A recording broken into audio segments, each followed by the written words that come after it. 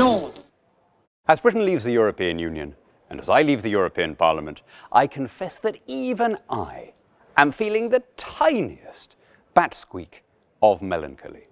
It's very difficult to spend more than 20 years in an institution without it becoming entangled with the big landmark events of your life. When I first became an MEP, I had 2 living parents, I had no children, I wasn't married, so a lot of the big moments in my life have been played out against the background of the EU institutions. The cafes and playgrounds and street corners of Brussels are haunted with happy ghosts of my children when they were small.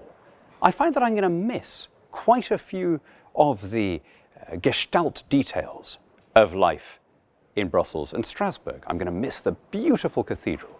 20 years that I've been here, every single week, if my business hasn't taken me past it, I've made a point of going and looking on my last day. The cathedral that inspired a young Goethe in his Sturm und Drang phase. And I'm going to miss all sorts of things from Brussels, even the funny taste of the neutro glück that they put in their coffee in lieu of milk, the speculoos biscuits. The one thing I think I'm not going to miss is the institutions themselves.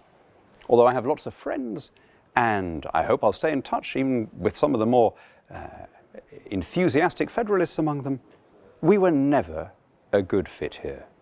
Britain was only ever a partly European country, in a way that I think the other members struggled to understand. We always felt the tug of language and law, of habit and history, pulling us towards more distant horizons. And so I hope, as we leave, that as well as ending a relationship, we will begin a new and deeper and richer one.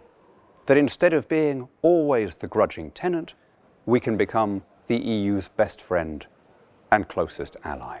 If you like, we're going back to the vision set out by Winston Churchill in his Zurich speech in 1946, that there should be a united Europe with pooled political institutions, but Britain and the United States should look on as friends and sponsors. Doesn't that leave everyone happier? And as for my friends here, well, viel glück, suerte, bon courage.